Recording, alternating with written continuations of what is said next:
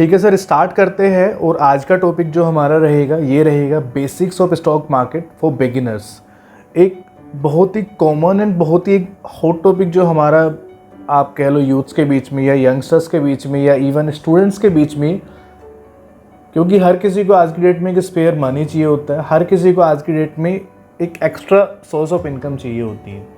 सो इसी के पर्सपेक्टिव से स्टार्ट करते हैं हम अपना टॉपिक, दैट इज़ कि स्टॉक मार्केट के हमारे बेसिक्स क्या रहेंगे, हमें इन्वेस्ट करना चाहिए कि नहीं करना चाहिए, क्या इसके प्रोज एंड कॉन्स रहेंगे, एंड कैसे ये मार्केट ऑपरेट करता है। बहुत ही बेसिक अंडरस्टैंडिंग के साथ हम बात करेंगे। ठीक है सर। सो फर्स्ट ये रहेगा कि हम स्टार्ट कैसे करें। आपको स्टॉक मार्केट में पैसा इन्वेस्ट करना है, मीन्स आपको शेयर्स में पैसा इन्वेस्ट करना है। स्टार्ट आप कैसे कर सकते हैं? स्टार्ट करने की आज की डेट में जो ऑप्शंस है बहुत इजी है। आप बड़े सारे गूगल ऐप्स आपको अवेलेबल है। आज से थोड़े टाइम पहले क्या होता था कि आपको एक डीमैट अकाउंट चाहिए होता था, आपको एक ट्रेडिंग के लिए एक अकाउंट चाहिए होता था। बट अभी के टाइम पे if you have a bank account, आप नॉर्मली अपने ऐप के थ्रू भी आप ऑपरेट कर सकते हैं। बड़े सारे ऐप है, एक्सपर्ट ऑप्शन, ग्रो, बहुत सारे ऐप्स अवेलेबल हैं। वो हम एक दूसरे वीडियो में उसको डिस्कस करेंगे कि मतलब ऐप्स को कंपेयर कर सकते हैं कि विच ऐप इज़ द बेस्ट, कहाँ पे आपका ब्रोकरेज कम रहेगा, कहाँ पे आपको कितनी चीज़ें आप फैसिलिटेट कर सकते हो, कहाँ पे आपका पोर्टफोलियो कैसे ऑपरेट होगा, कैसे मैनेज होगा, एंड क्या क्या ऑप्शंस आपके पास अवेलेबल रहेंगे। वो चीज़ें हम बाद में डिस्कस करेंगे। ठीक है सर। तो अभी के लिए आप ये मान के चलिए कि आपके पास एक स्मार्टफोन है, आपके पास बैंक अकाउंट है, आप स्टार्ट कर सकते हैं। Okay sir. Next is stock market है क्या। अभी जो लोगों को जो परसेप्शन जो रहता है कि स्टॉक मार्केट है क्या, तो स्टॉक मार्केट बेसिकली ये एक स्टैटिस्टिक्स एंड रिजल्ट्स के ऊपर हम बात करके चलेंगे। हम कुछ भी बहुत वेग टॉपिक्स की बात नहीं करके चलेंगे कि स्टॉक मार्केट ये है ये नहीं है। अभी के लिए हम एक बेसिक अंडरस्टैंडिंग की अगर बात करें तो हम इसको एक बिजनेस के पर्सपेक्टिव से समझ के चलते हैं। लेट्स सपोज आप बोलते हैं कि आपको एक बिज़नेस एक स्टार्ट करना है, और बिज़नेस स्टार्ट करने के लिए आपको क्या क्या फैक्टर्स आप कंसिडर करेंगे। आप पहले एक इंडस्ट्री चूज़ करेंगे कि मेरे को क्या पर्टिकुलर बिजनेस करना है। देन आप देखेंगे कि आपके पास आप किस स्केल पे ऑपरेट करेंगे, मींस आपके पास इन्वेस्टमेंट कितना रहेगा, आपके पास क्या क्या रिसोर्सेज अवेलेबल रहेंगे, आपको मार्केट कैसे बिल्ड करना रहेगा। ये सारे फैक्टर्स आप कंसिडर करेंगे। देन आप ये भी सोचेंगे कि मैं कितने टाइम पीरियड में मैं अपना बिजनेस स्केल अप करूँगा। कोई भी बिजनेस हम स्टार्ट करते हैं, हम ये मान के चलते हैं कि एटलीस्ट 1 ईयर तक तो वो ग्रो नहीं करेगा। जो रिजल्ट्स होंगे वो 1 साल के बाद ही आपके पास आने स्टार्ट होते हैं।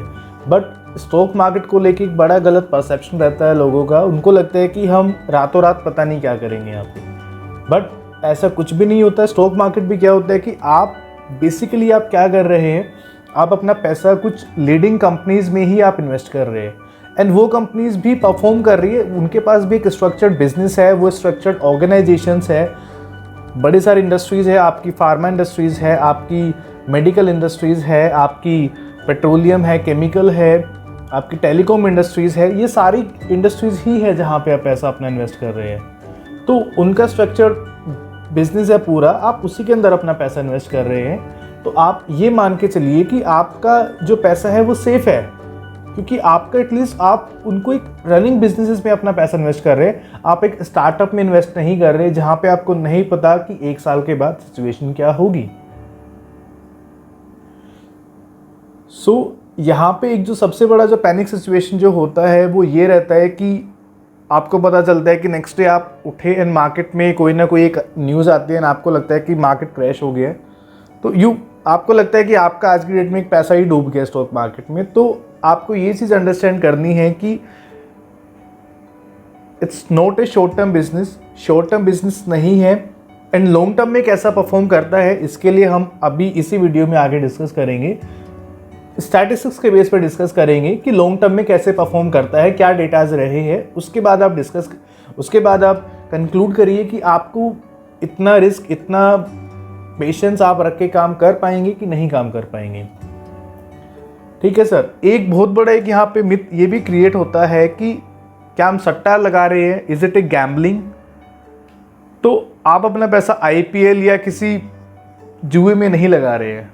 इट्स नॉट ए कसिनो कि जहाँ पे आप अपना पैसा डाल रहे हैं कि वो डाइस कैसे रोटेट होगा, क्या आएगा, उसके बाद आपको पता चलेगा। तो यहाँ पे ऐसा कुछ नहीं होता है। आप सट्टा नहीं लगा रहे हैं, आपका पैसा एक स्ट्रक्चर्ड बिजनेस हाउसेस के अंदर ही इन्वेस्ट हो रहा है। तो गैम्बलिंग है या नहीं है वो भी चीज़ें हम डिस्कस करेंगे। अभी हम डेटा एक डिस्कस करते हैं, इसके बाद हम देखते हैं। तो अगर हम बात करें कि ये पैसा आप इन्वेस्ट कैसे करते हैं, तो ये आपका स्टॉक एक्सचेंजेस के थ्रू आपका ट्रेड होता है। स्टॉक एक्सचेंजेस की अगर हम बात करें तो इसमें सबसे पहले हमारा जो लीडिंग स्टॉक एक्सचेंज है that is NSE, national stock exchange. 1992 में स्टैब्लिश हुआ है, जिसकी आज की डेट में overall market capitalisation is around $2.27 trillion and इस पे ऑलमोस्ट 2000 कंपनीज लिस्टेड है। अगर हम इनके इंडाइसिस या इंडेक्स की बात करें तो इसमें Nifty 50, Nifty next 50 and Nifty 500, these are the common one. Another stock exchange is BSE, that is Bombay stock exchange. ये एशिया का फर्स्ट स्टॉक एक्सचेंज आप कह सकते हैं इसको, एंड वर्ल्ड का 10th लार्जेस्ट स्टॉक एक्सचेंज है, विच वॉज एस्टैब्लिश्ड इन 1875।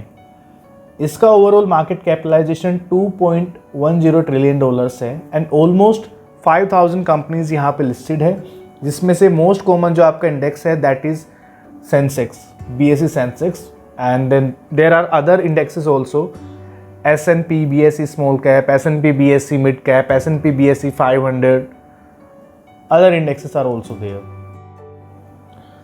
ठीक है सर, एज ए सेट तो अब एक बार कुछ स्टैटिस्टिक्स हम डिस्कस कर लेते हैं। आपके सामने एक चार्ट है, ये लास्ट 1 ईयर का सेंसेक्स 30 का चार्ट है। इसमें अगर आप देखेंगे तो आपका बिफोर मार्च, या वी कैन से कि ये जो कोरोना का जो फेस आया, जो लॉकडाउन यहाँ पे इंडियन गवर्नमेंट ने जो इम्पोज किया था, इससे पहले जो आपका सेंसेक्स था इट वाज अबोव 37,000। वो कॉन्टिन्यूसली कंसिस्टेंटली आपका 37,000 से ऊपर ही ऑपरेट कर रहा था। इसका लोवेस्ट हिट जो आया था, लोवेस्ट हिट जो सेंसेक्स का आया था दैट वाज ऑन 23 मार्च, जो आपका फर्स्ट लॉकडाउन था, and that day it was 25,910, means approx 26,000 आपका रहा था। इसके बाद अगेन जैसे जैसे थोड़ा सा चीज़ें स्टार्ट हुई, चीज़ें थोड़ा थोड़ा अनलॉक स्टार्ट हुआ, तो आपका मार्केट अगेन आज की डेट में थोड़ा सा स्टेबल पोजीशन पे है, और वो 37,500 के अराउंड करंटली ऑपरेट कर रहा है। थोड़े थोड़े फ्लक्चुएशंस रहेंगी। अगर हम लास्ट 10 ईयर्स की बात करके चले, लास्ट 10 ईयर्स को अगर आप देख के चलते हैं, इन 2010 इट वाज क्लोज टू 20,000। जो आपका सेंसेक्स जो ऑपरेट कर रहा था वो 20,000 के अराउंड ऑपरेट कर रहा था। आज की डेट में अगर हम बात करके चले, इवन आफ्टर द पैंडेमिक, वो 37,500 के अराउंड ऑपरेट कर रहा है। एंड अगर आप ये ग्राफ देखेंगे तो ये consistently it's on the higher side over the period of time. In last 10 years में जो लोवेस्ट जो हिट रहा था दैट वाज इन 2011, एंड 2011 में भी इन नवंबर एंड दिसंबर 11। उसका रीज़न था US मार्केट क्रैश जो हुआ था, एक ग्लोबल मार्केट क्रैश हुआ था, उसको भी हम डिस्कस कर सकते हैं। तो उसमें एंड एक सबसे बड़ा जो हिट जो रहा था उस मार्केट में, उस on that day, that was on 8 अगस्त 2011, जो आपका ब्लैक मंडे एक डिक्लेयर किया गया था, जहाँ पे investors they lost $1 trillion in that single day. Reason जो था, रीज़न यही था, यूरोपियन जो सॉवरन डेट क्राइसिस हुआ था, मेजरली स्पेन एंड इटली को हिट किया था। इसके बाद जो यूनाइटेड स्टेट्स की जो इकोनॉमिक ग्रोथ थी वो काफ़ी स्लो डाउन हुई थी, जिसको लेके जो फ्रांस का जो AAA जो रेटिंग्स है वो चेंज हुई थी। तो बड़े सारे फैक्टर्स को लेके मार्केट वहाँ पे क्रैश किया था। हम निफ्टी की अगर बात करें लास्ट 1 ईयर की, तो last 1 year Nifty before this March, before corona, वो एक स्टेबल पोजीशन पे था। दैट वाज वो 11,000 के ऊपर ही ऑपरेट कर रहा था। लोवेस्ट हिट जो आया है वो मार्च में आया है because of this corona and lockdown, वो 8,000 गया था, दैट रीच्ड 8,131। अभी के टाइम पे इट्स अराउंड 11,000। लास्ट 10 ईयर की हम निफ्टी की बात करके चले तो 2010 में जो निफ्टी जो था बिफोर 10 ईयर्स, तो it was around 5,780 90 means close to 5,800 और समवेयर अराउंड 6,000।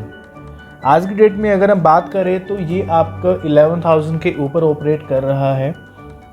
तो ये जो दोनों जो डेटा जो मैंने शेयर किए, इससे एटलीस्ट आप ये जज कर सकते हैं कि लॉन्ग रन में इट्स नॉट कि आप ये कह सकते हैं कि आपको लॉस ही होगा। लॉन्ग रन में इसमें लॉसेस कभी भी नहीं होते। इक्विटी मार्केट में, शेयर मार्केट में लॉन्ग रन में लॉसेस कभी नहीं होते, प्रोवाइडेड आपने जो सिक्योरिटीज़ ली है, आपने अपना पोर्टफोलियो आप कैसे मैनेज करते हैं, वो आपके एक स्मार्ट डिसीजंस पे बेसिस होना चाहिए। वो आप उसको लेके एक प्रॉपर स्टडी होनी चाहिए, अदरवाइज इसमें कुछ भी नहीं होता है। तो ये गैम्बलिंग है कि नहीं है? तो ऑब्वियसली गैम्बलिंग नहीं है।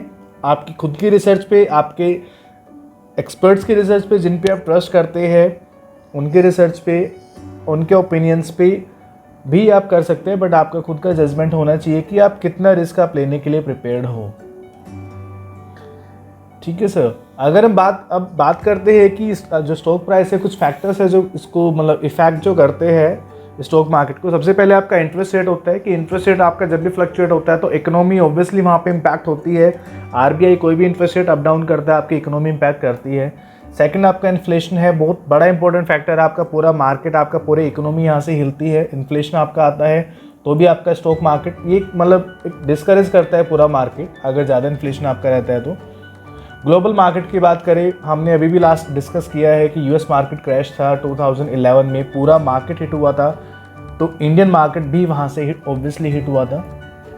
डिमांड एंड सप्लाई की बात करें, सेम चीज़ है। पूरा आपका मार्केट जो पूरा बिजनेस हाउस है आपका डिमांड एंड सप्लाई पे चलता है। कोरोना के टाइम पे सारी चीज़ें बंद है, सारा लॉकडाउन खत्म है, डिमांड खत्म हो गई, सप्लायर्स करेंगे क्या? सप्लाई के लिए पूरा जो लॉजिस्टिक है, ट्रांसपोर्ट है, सब खत्म हो गया। स्टॉक मार्केट आपका, मार्केट जो आपका इकोनॉमी आपका एक तरीके से आपका प्रॉपर एकदम डाउनफॉल में गया है। तो आप इसको ये जो रीज़न है बहुत एक्सट्रेनियस रीजन्स है। आप ये नहीं बोल सकते कि ये बहुत एक रेगुलर चीज़ें है और आपका बिजनेस आपका कभी रिवाइव करेगा ही नहीं। कुछ आपके बिजनेस रिफॉर्म्स होते हैं जिनके बाद भी आपके चेंजेस होते हैं, बड़े सारे अमेलगमेशंस होते हैं, डीमर्जर्स होते हैं, जिनके बाद भी आपका स्टॉक प्राइस जो है वो फ्लक्चुएट करते हैं एक मेजर स्केल पे, बट वो पूरा मार्केट आपका स्केल अप नहीं करता है। वो जो पर्टिकुलर जो स्टॉक्स होते हैं वही उसमें मूव करते हैं। देन हम बात करें कुछ गवर्नमेंट पॉलिसी रिफॉर्म्स की, तो आपका अगर एक बजट अनाउंस होता है, आपका फाइनेंस बजट, इसके बाद आपके चेंजेस आते हैं। एक मेजर डिसीजन अगर आरबीआई लेगा अपने फॉरेन एक्सचेंज को लेके या अपने डोमेस्टिक करेंसी को लेके, किसी भी चीज़ को लेके, जो भी ये डिसीजंस होते हैं गवर्नमेंट के, इसके बेसिस पे भी आपका स्टॉक मार्केट अफेक्ट होता है। अब हम बात करते हैं कुछ ऐसे लोगों की, मतलब जो स्टॉक मार्केट में रहे हैं, who made their career with these things, not the career they made their fortune. अगर हम इंडियन स्टॉकिस्ट की बात करें तो आपका सबसे टॉप पे जो लीडिंग जो नेम है दैट इज़ राकेश झुनझुनवाला। ये 60 ईयर्स ओल्ड है एंड दे स्टार्टेड इन 1985 जब ये 25 ईयर्स के थे।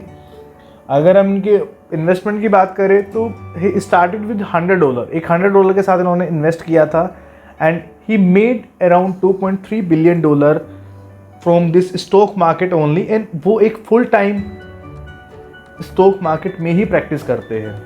उनका बिजनेस आप कह सकते हो कि this is the business that they do. इन्होंने approx 15,000 crore rupees stock market में ही ट्रेड करके बनाए हैं।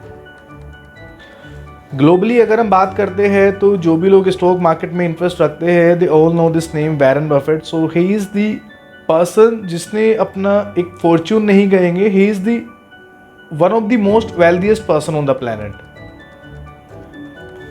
इन्होंने अपना जो फर्स्ट शेयर है वो at the age of 11 he bought his first share and he said कि मैंने बहुत लेट स्टार्ट किया था। इनका नेटवर्थ जो है that is approx $72 billion and he is the 4th wealthiest person on earth. And इसके साथ ही सर हम ख़त्म करते हैं। आपको अगर कोई भी सजेशंस हो, कोई भी क्वेरीज हो, आपका कोई भी फीडबैक हो, आप हमें ईमेल कर सकते हैं, आप कमेंट कर सकते हैं। And if you like this video please hit the like button, and subscribe करिए चैनल को। इसके बाद भी हम अपकमिंग वीडियोस में आपको ये चीज़ें बताएंगे कि आप कैसे आप एक्चुअल में आप ट्रेडिंग स्टार्ट कैसे कर सकते हैं, क्या क्या फैक्टर्स आपको रेलिवेंट बेसिस पे अपने इन्वेस्टमेंट, अपने मार्केट पोजीशन के अकॉर्डिंग आपको क्या क्या फैक्टर्स कंसिडर करने हैं, कितना अमाउंट आपको इन्वेस्ट करना चाहिए, कितना रिटर्न्स आप कितने टाइम में आप एक्सपेक्ट कर सकते हैं, ये चीज़ें आपको कैसे करनी है, पोर्टफोलियो आपको कैसे मैनेज करना है। तो हम बाकी वीडियोज़ इन टॉपिक्स पे लेके आते रहेंगे। सो स्टे कनेक्टेड, सब्सक्राइब करिए